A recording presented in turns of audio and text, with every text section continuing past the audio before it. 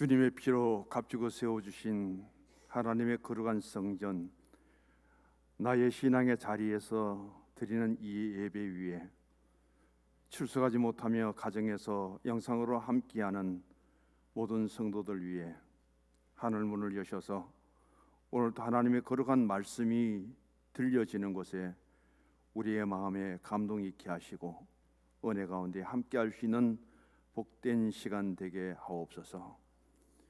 준비한 기도를 통하여 예배의 기도로 올려드린 장로님의 간절한 간구가 상달되어 응답되기를 원하오며, 하나님 앞에 거룩한 성으로 찬양하여 하나님의 이름이 높여지는 이 시간 낮은 곳에서 하나님의 도우심과 은혜를 삼하는 저들의 심령 속에 말씀으로 채워주시기를 원합니다.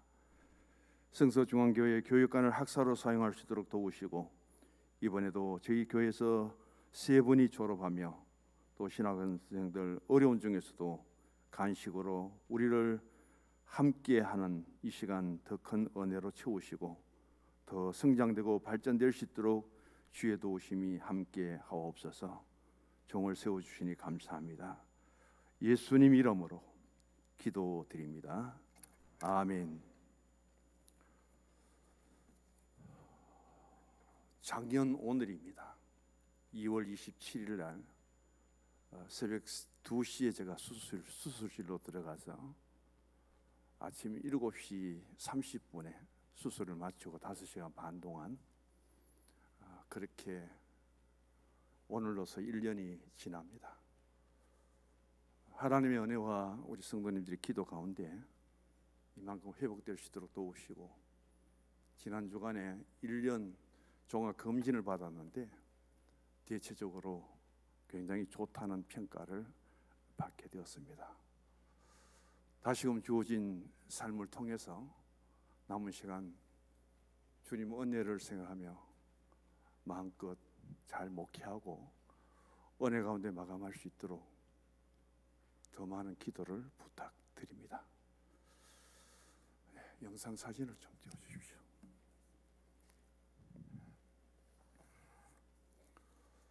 강영우 박사님이죠.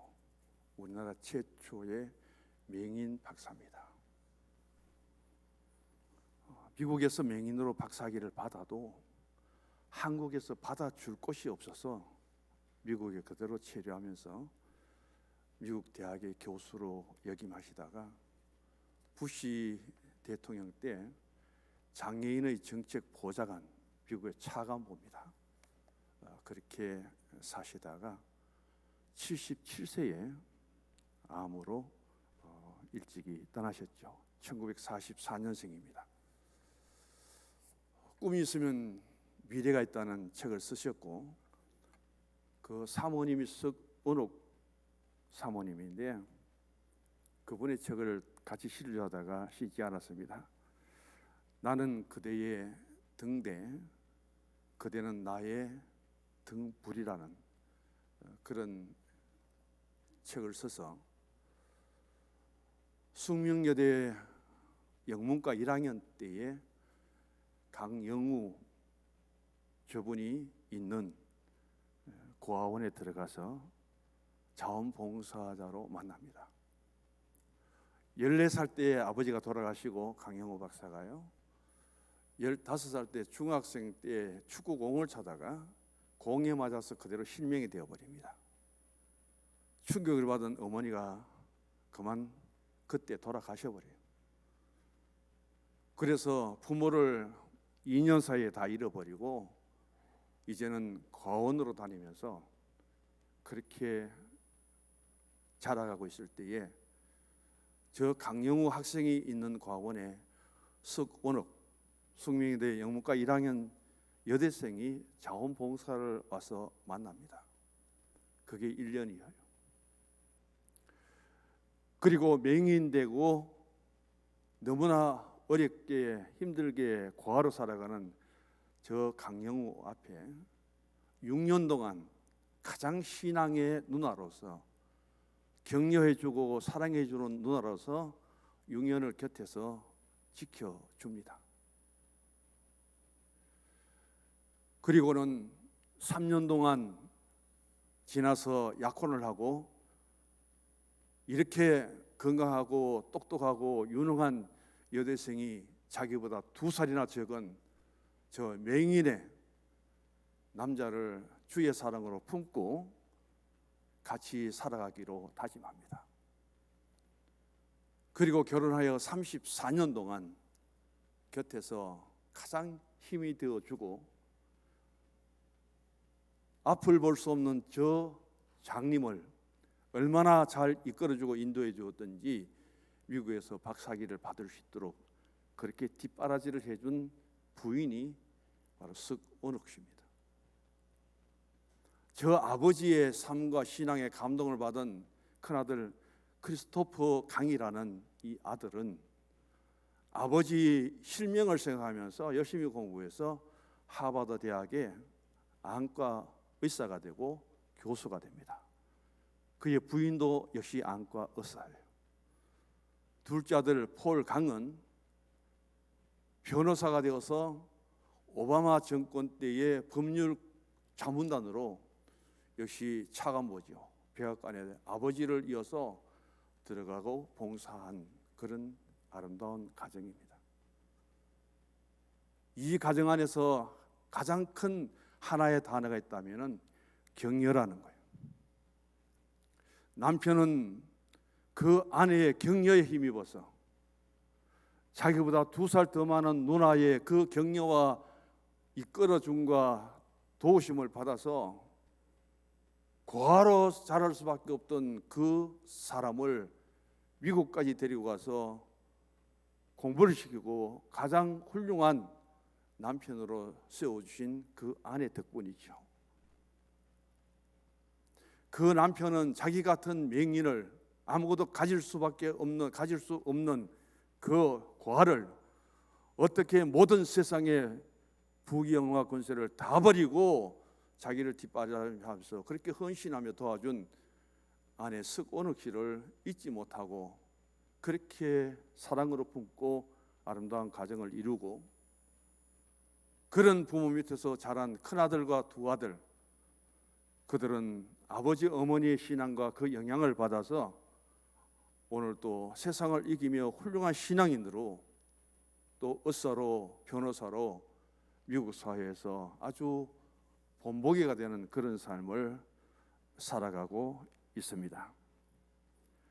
꿈이 있으면 미래가 있다는 이 책 가운데서 5챕터로 나눠져 있는데 저는 2번째 챕터, 인물이 되려면 인물을 만나라. 오늘의 나를 만들어서 쓰게 해주신 내가 만난 사람들, 그래서 좋은 사람을 만나야 되고 좋은 친구를 만나야 되고 그 사람을 통해서 내가 오늘의 내가 될 수 있도록 그렇게 세워주신 분들을 잊지 말라는 그 말씀, 우리는 어떤 만남보다도 주님 안에서의 만남, 하나님과의 만남이 복된 만남이 되기를 원합니다. 그 다음 5번째 챕터를 보면은 고난과 역경을 축복의 통로로 삼으라. 그런 맹인으로서 부딪히는 어려운 일들이 많지만은 그런 고난 속에서 불평을 하지 않고 감사하면서 살아갈 수 있었던 것은 바로 아내 석원옥 씨의 신앙의 격려와 사랑 때문이었다고 고백합니다. 그래서 감히 건강한 사람도 눈을 뜨고도 할 수 없는 엄청난 도전을 할 수 있도록 누가 힘을 실어주었느냐, 누가 그런 도전의 격려자가 되었느냐, 그것도 첫 번째는 하나님이지만은 곁에서 함께 삶을 살아가는 아내 석원옥 씨를 잊을 수 없는 그 내용을 담고 있습니다. 나는 그대의 지팡이, 그대는 나의 등대. 이 석원옥 씨의 그 자서전을 보면은 강영우 씨를 처음 과원에서 만날 때부터 자기 곁을 떠나서 이제는 하나님의 나라로 하는 그때까지의 그 겪은 모든 것들을 한 책에 담고 있으면서 그 남편은 떠났지만은 그 남편의 뒤를 이어서 있는 크리스토퍼 강과 폴 강이 그 아버지의 신앙, 그 아버지의 능력, 그 아버지의 삶, 그 아버지의 인격, 모든 것을 닮아서 오늘의 가정을 아름답게 세워가는 그 모습을 가장 하나님께 감사하고 영광 돌리는 모습을 담고 있습니다. 우리는 하나님 앞에 믿음으로 살아갑니다. 기독교 신앙은 바로 서로의 만남 속에 미워하고 질투하고 나이벌이 되는 것이 아니라 서로 격려해서 용기를 주고 힘을 주고 무엇인가 할 수 있도록 세워주는 그런 역할을 해야 된다는 것이 기독교의 가르침입니다. 3월 9일 대선을 앞두고 대선에 출마한 그 후보자들의 방송 토론을 보시면은 앞으로 이 나라를 이끌어갈 수 있는 지도자의 리더자로서 어떻게 한국에 우리나라에 이런 인물들밖에 없는가? 도대체 누구를 찍어야 이 나라를 바로 세워갈 것인가? 엄청나게 우리가 혼란스러울 수밖에 없는 이 시대 속에 살면서 누구 하나를 격려하고 누구 하나에게 더 힘이 되고, 그래서 오늘의 혼탁스러운 정치계뿐 아니라 얼마나 지금 세계가 혼돈스럽습니까? 이때 한국의 위상을 세워가며 힘이 될 수 있는 그런 도움을 주는 격려자가 될 수 있는, 분열이 아니라 일치를 이루며 그런 모습을 우리 국민들에게 보여주는 그 한 사람이 없는 것이 안타까울 뿐입니다. 성경은 우리에게 많은 격려를 주는 말씀으로 채워져 있습니다. 여리고를 가다가 강도 만난 자에게 누가 힘이 되고 누가 격려를 해주고 누가 위로를 해주는가? 직분에 있는 것이 아니라 그 사람의 권력과 지위에 있는 것이 아니라는 겁니다. 제사장도 레위인도 할 수 없는데 가장 천하고 버림받은, 인간의 취급도 제대로 받지 못한 사마리아 사람이 어떻게 그런 선한 일에 강도 만난 자에게 위로자가 되고 강도 만난 자에게 격려자가 될 수 있는가? 그 말씀을 주님이 우리에게 던지면서 너희도 이와 같이 하라. 나의 삶의 자리가 어디에 있든지, 나의 신앙의 위치가 어디에 있든지 말씀과 신앙과 기도로 격려해 줄 수 있는 그 한 사람, 가장 어려울 때, 낙심하고 좌절할 때 다시금 일어설 수 있도록 누군가가 세워주는 그 한 사람, 그 만남이 얼마나 소중할까요? 우리는 신앙생활 속에 함께 살아갑니다. 누군가 한 사람이 대신 짐을 지고 십자가를 질 수 없는 이 상황 속에 가장 아름다운 모습은 서로 짐을 나누어 지는 겁니다. 함께 지면 쉬워도 홀로 지면은 무거워서 쓰러지고 넘어갈 수밖에 없습니다. 오늘 본문 24절을 보면은 서로 돌아보아 사랑과 선행을 격려하라고 말씀합니다. 여기에 서로 돌아본다는 말씀의 뜻은 카라 노멘이라는 단어를 쓰는데, 바로 높은 자는 낮은 자를, 그리고 유식한 사람은 무식한 자를, 건강한 사람은 가장 연약한 자를 도우라는, 힘이 되라는 그런 뜻의 말씀입니다. 오늘 첫 번째 생각해 보고자 하는 말씀의 제목은, 주보를 보시면은 하나님은 하나님의 백성들을 격려하신다. 지금 러시아가 우크라이나를 침공해서 친러 정책을 펼 수 있도록, 독립을 해서는 러시아를 완전히 떠나고 EU에 가입하고 친서방 쪽으로 기울이니까 이 그냥 두어서는 안 되겠다고 그렇게 침공해서 친러시아 정책을 쓰도록 그렇게 전쟁을 일으켰는데도 책임지고 도와줄게, 힘이 되어줄게 하던 서방의 유력한 나라들은 말만 떵떵거리고 아직은 돕지 않습니다. 이런 가운데 과거입니다. 옛 소련이 동유럽을 점령해서 전부 공산화 시켜버립니다. 어쩔 수 없어요. 대항할 수 없어요. 힘이 없으니까. 그래서 루마니아에 살고 있던 한 분의 목사님이 있는데 범브란트라는 그런 목사입니다. 공산 집단이 들어와서 공산화 되는데 기독교도 목사도 저항할 수 없어요. 전부 다 따라갑니다. 그런데 이분은 끝까지 저항하는 거예요. 루마니아 교회를 대표해서 목회자의 중심에 서서 나는 공산주의를 받아들일 수 없다는 겁니다. 체포됩니다. 14년 동안 지하 감옥 속에 가두어 놓습니다. 생각해 보니까 참 힘들고 어렵죠. 이분이 지하 14년 동안 감옥 속에서 성경을 갖고 말씀을 보는데 불안하고 두려울 수밖에 없습니다. 그래서 성경 전체를 확인해 보니까 두려워 말라, 불안해 말라, 그 말씀이 365번 나오더랍니다. 우리는 매일매일 불안한 속에 살아갑니다. 두려움 속에 살아가요. 저도 바깥에 나가서 밥을 먹을 때가 참 많고요.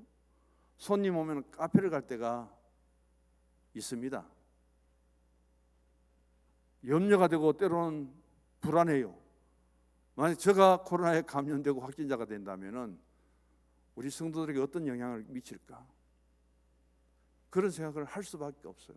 매일매일의 그 365일 동안 이런 불안과 두려움 속에 하나님 말씀하시기를 두려워하지 말아라, 염려하지 말아라, 불안해하지 말아라. 그걸 365번 우리에게 주신 말씀은 매일매일 불안하고 두렵더라도 하나님의 말씀으로 불안을 물리치기 바랍니다. 두려움을 떨쳐버리기 바랍니다. 그것을 찾아낸 거예요. 그런데도 마음에 다 풀리지가 않습니다. 감옥 속에 사람도 하나도 없어요. 쓸 수 있는 도구도 하나도 없습니다. 그런 가운데서 럼브란트 목사님은 감옥 속에서 360편 이상의 설교를 준비했대요. 아무도 들어주는 사람이 없는데 벽만 보고 설교를 합니다.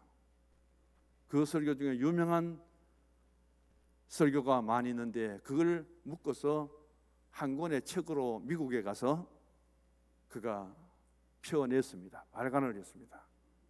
그 책 이름이 하나님 좀 따져봅시다. 하나님 좀 따져봅시다. 그 속에 많은 설교가 있지만 한 편만 소개할게요.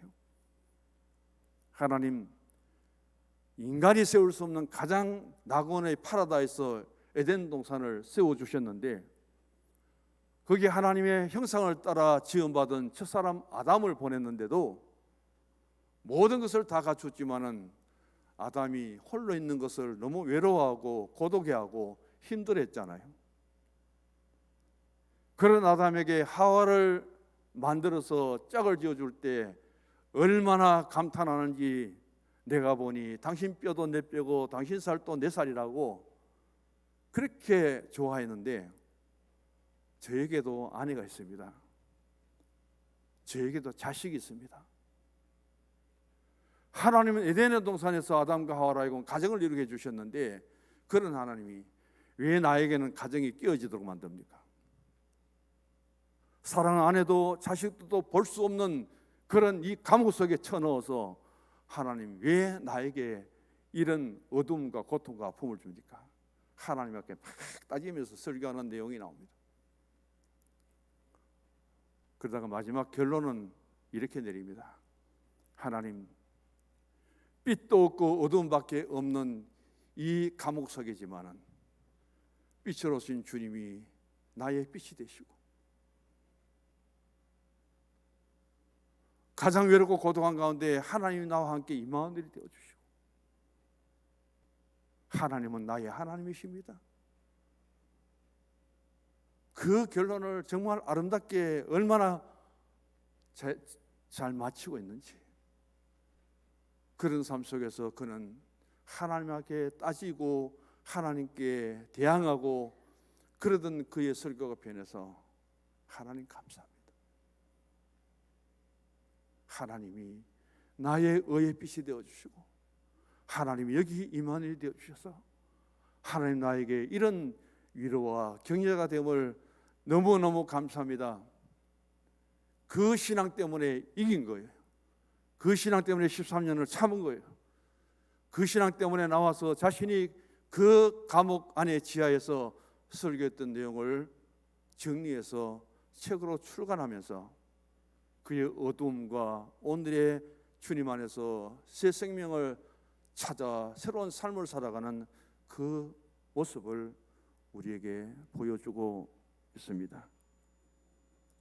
하나님은 하나님이 세우신 사람들에게 언제나 격려하고 있음을 보여줍니다. 모세가 호렙산 가시 불꽃 가운데서 하나님을 만납니다. 그 하나님 앞에 얼마나 두려움이 있습니까? 40년의 애굽 생활 속에 그에게 찢긴 낙인은 바로 살인자입니다. 더 이상 애굽 땅에 살 수 없어서 그는 홀몸으로 도망을 갑니다. 그리고는 미디안 광야 40년의 양치기를 하면서 사람을 만나지 못합니다. 날마다 양과 더불어 살아가는 그의 삶 속에 어느 날 하나님이 나타나십니다. 얼마나 두려웠을까요? 얼마나 그에게 불안했을까요? 그런 하나님이 나타나셔서 80세 된 노인 모세에게 너는 애굽 땅에 들어가서 바로 앞에 가서 너의 백성들을 탈출시켜라. 출애굽기는 애굽에서 탈출기예요. 그럴 때 모세가 얼마나 하나님 앞에 자기 자신을 상실해버리고 자신의 약함을 하나님께 변명하고 있습니까? 하나님, 나는 갈 수 없습니다. 내가 살인자로 애굽에서 떠나왔는데 나는 가면 바로에게 잡혀서 어떤 벌을 받을지 모르는데 갈 수 없나이다. 그래도 가라고 하니까 나는 참 처음부터 말이 둔하잖아요. 말을 잘할 줄 모릅니다. 나는 입이 뻣뻣하고 혀까지도 제대로 움직일 수 없는 그런 미천한 사람입니다. 보낼 만한 사람들이 많은데 하필이면 양치는 저에게 와서 왜 저를 가라고 하십니까? 그런 모세에게 하나님은 노하시죠. 분노하시면서 이렇게 말합니다. 내가 너와 함께 하니까 가라. 많은 사람들 중에 내가 너를 선택하였고 너를 보내는데 너 혼자 가는 것이 아니라 내가 너와 함께 가마. 출애굽기 3장 12절을 보시면은 그렇게 말하고 있습니다. 애굽의 백성들을 인도하여 이 산에서 미디안산 호렙산에서 하나님을 경배할 수 있도록 내가 책임져 주겠다. 그런 용기를 줌으로 하여금 모세는 더 이상 머무를 수 없어서 애굽으로 떠납니다. 위대한 출애굽의 지도자 되고 이스라엘의 리더자가 되는 모습을 우리에게 보여주고 있습니다. 모세가 죽은 뒤에 지도자가 된 여호수아에게 하나님이 또 나타나셔서 격려해 주신 말씀이 여호수아 1장 5절 이하에 있습니다. 내가 모세와 함께 하였던 것 같이 너와 함께하고 너를 떠나지 않고 너를 버리지 않고 그러므로 마음을 강하게 해라. 담대해라. 두려워 말라. 놀라지 말라. 하나님의 격려가 두 번, 세 번 반복해서 동사로 하여금 임력시킵니다. 마음을 강하고 담대하게 하고 놀라지 말고 두려워하지 말고. 왜냐? 하나님이 책임져 주시겠다는 겁니다. 말씀을 순종하고 일어나서 너에게 주어진 신앙의 사명을 감당하라는 말씀이죠. 이런 용기와 격려에 여호수아는 성공적으로 이스라엘 백성들을 모세 뒤를 이어서 요단강을 건너가게 하고 가나안 땅을 점령해서 12지파 12기업을 세우는 위대한 지도자가 됩니다. 이스라엘 백성들이 바벨론 포로로 끌려갑니다. 70년 만에 그들은 해방이 되지만은 돌아오는 조국 유다와 예루살렘은 피폐하기 거지 없습니다. 이럴 때 하나님은 이사야 선지자를 보냅니다. 이사야 41장 10절을 보시면은 너는 나의 종이라 두려워 말라 내가 너와 함께 함이라 놀라지 말라 나는 내 하나님이라 내가 너를 굳세게 하리라 참으로 너를 도와주리라 참으로 나의 의로운 손으로 너를 붙들어 주리라. 이보다 더 큰 격려가 어디에 있습니까? 이것보다 더 큰 용기를 주는 말씀이 어디에 있을까요? 그 하나님의 말씀을 통해서 그는 다시금 일어납니다. 돌아온 백성들이 예루살렘 성전을 재건하고 그들이 나라를 세울 때 그렇게 그들을 핍박하고 억압했던 바벨론은 멸망당합니다. 하나님은 이때 선지자를 보냅니다. 학개나 그리고 에스라나 느헤미야서를 통해서 그 보여주시는 말씀, 돌아서 무너진 성벽을 건축하고 그 앞에서 하나님께 예배를 드립니다. 에스라하여금 하나님의 성경 말씀을 낭독하게 합니다.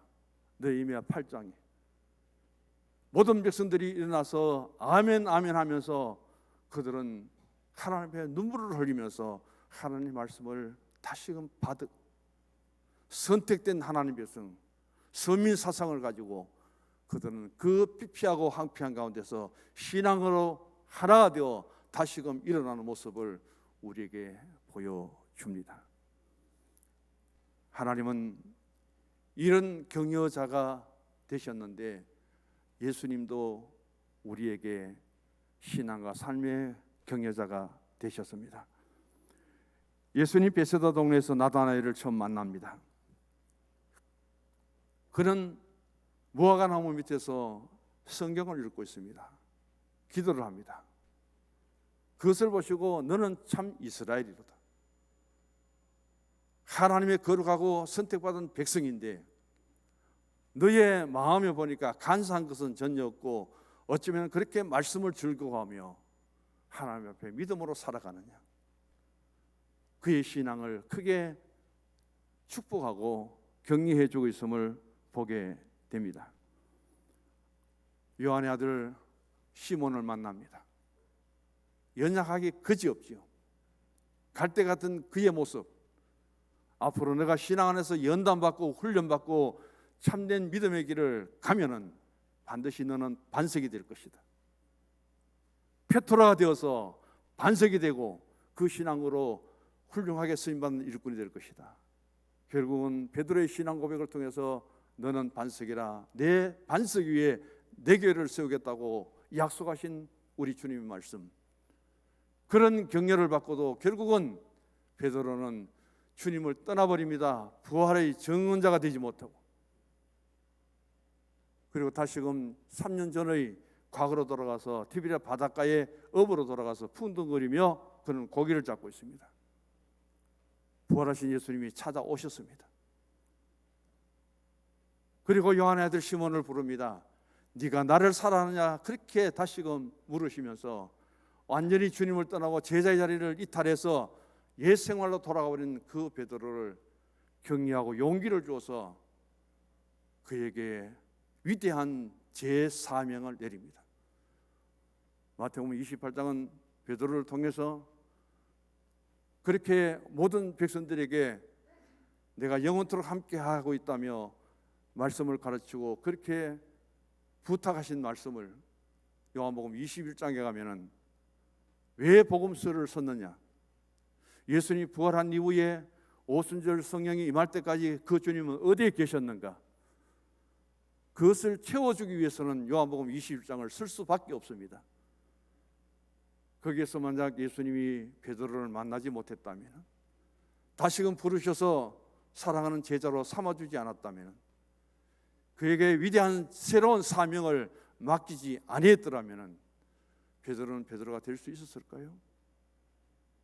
오순절 성령 강림, 성령을 받은 후에 그 베드로가 일어나서 주의 일에 앞장서는 모습을 우리가 바라보시기 바랍니다. 마태복음 8장 10절에 가버나움 동네에서 한 백부장을 만났을 때에 내가 이스라엘에서도 이만한 믿음을 만나보지 못했다고. 그렇게 이방인이지만 로마의 백부장이지만 그의 사랑과 그에게 주어진 아름다운 그 인격을 예수님이 가장 칭찬하시고 격려하고 있습니다.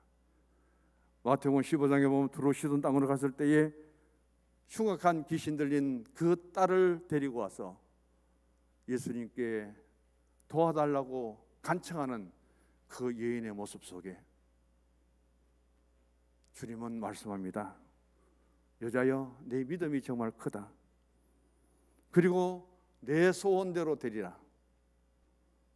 얼마나 부끄럽습니까? 신분이, 자신이 사마리아 여인인데 그렇게 혈통을 벌인 속에 개, 돼지, 짐승 취급을 받는 그 여인에게 더 불행한 것은 딸을 낳았는데 딸이 흉악 귀신에 들렸습니다.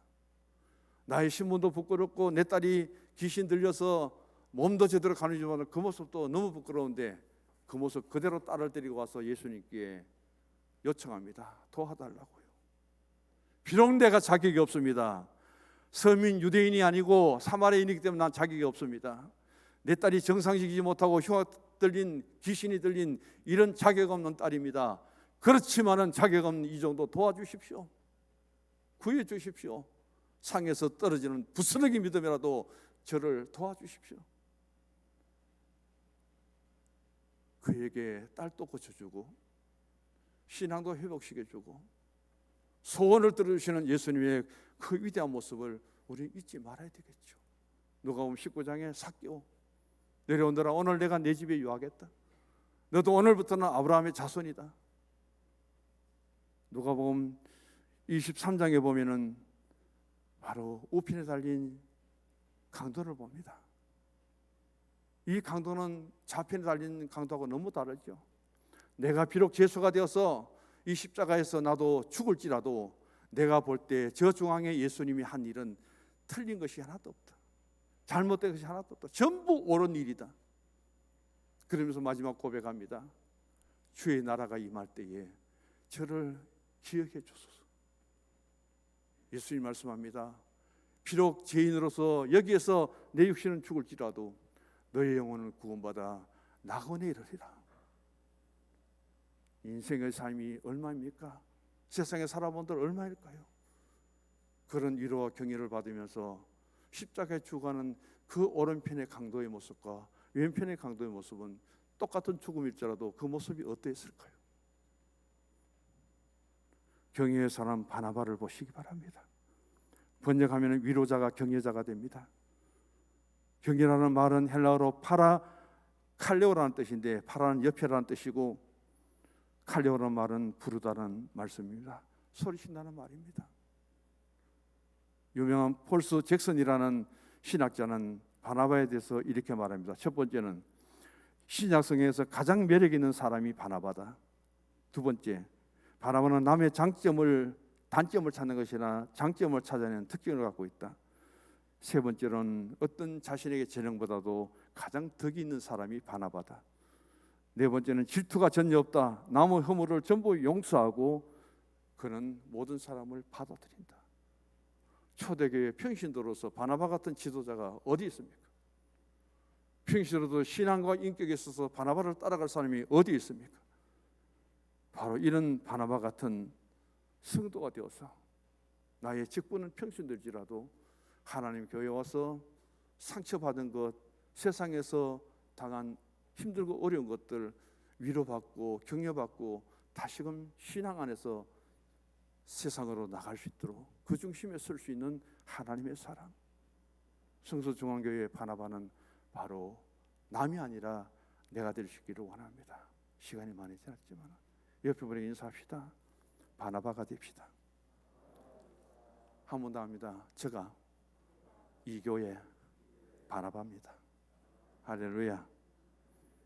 마지막입니다. 모이기 힘쓰는 교회가 되자. 여기에 모이기 힘쓰는 교회가 되고 성도가 된다는 말씀은 공동번역으로 제가 25절 읽어드릴게요. 그리고 어떤 사람들처럼 같이 모이는 것을 폐지하지 말고 서로 격려해서 자주 모입시다. 더구나 그날이 가까워오는 것을 아는 이상 더욱 열심히 모이도록 합시다. 모임에 대한 겁니다. 하나님께 예배하는 일은 더 좋은 모임이기 때문에 모임에 힘쓰기를 바랍니다. 모이기를 피한다는 것은 없앤다는 뜻이 아니고 모임을 떠난다는 거예요. 없애버리면 안 되죠. 그대로 살아 있습니다. 그런데 모이기를 피한다는 이 본문의 뜻은 멀리하자는 겁니다. 교회 생활을 멀리하면 어떻게 될까요? 신앙생활을 멀리하면 어떻게 될까요? 코로나19 때문에 너무 불안합니다. 예배를 멀리합시다. 만남을 멀리합시다. 멀리합시다. 그게 결국은 멀리하는 것을 떠나는 거예요. 오늘 우리는 이런 가운데서 영적인 믿음을 통해서 우리 신앙을 채워나가야 됩니다. 한국교회는 부풀린 게 너무 많아요. 1200명 성도, 1000만 성도 아니에요. 앞으로 코로나가 끝이 나도 나는 영상예배를 이제 교회 출석 안 하겠다는 사람이 10%는 20%입니다. 그래서 코로나가 끝나도 한국교회 성도는 20%는 반드시 준다. 그게 지금 통계적으로 나옵니다. 그래서 이번 기회를 통해서 어쩌면 한국교회 교인의 숫자가 줄면서 걸러지면서 여기에서 더 올바른 신앙의 사람을 하나님이 채운다는 거예요. 그걸 각오하라고 지금 총회에서도 말합니다.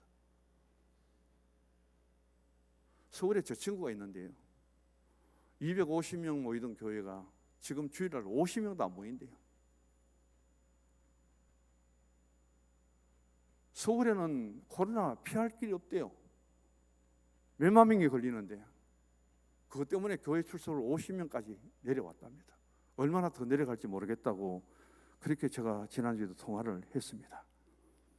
교회는 영적인 주유소입니다. 그렇게 많이 다니는 차들이 왜 달릴 수 있느냐? 기름을 넣었기 때문입니다. 아무리 좋은 차도 기름이 떨어지면 못 움직여요. 우리가 세상이 불안하고 두렵고 질병이 있다 할지라도 오늘 이 예배를 통해서 영적인 바이러스, 영적인 기름을 충만하게 채우시기 바랍니다. 그래야 영적으로 신앙적으로 달려갈 수 있어요. 믿음으로 승리할 수가 있습니다. 이것을 우리가 잃어버리면 우리 신앙은 점점 더 약해지는 거예요. 모이기를 피하는 것은 점점 교회를 멀리하고 신앙을 멀리하면은 나도 별 수 없다는 겁니다. 이런 속에 오늘 우리 신앙을 잘 이루어 가시고 마지막 결론이 있지만은 여기서 멈추도록 하겠습니다. 그리고 주보를 보시고 같이 결론의 말씀이 있습니다. 성도의 인생은 천국을 향해 여행 중이다. 방향과 목적이 있다. 이 길을 모르고 방황하는 영혼을 이끌어주며 사랑과 격려로 도와주고 함께 나아가십시다. 아멘. 하나님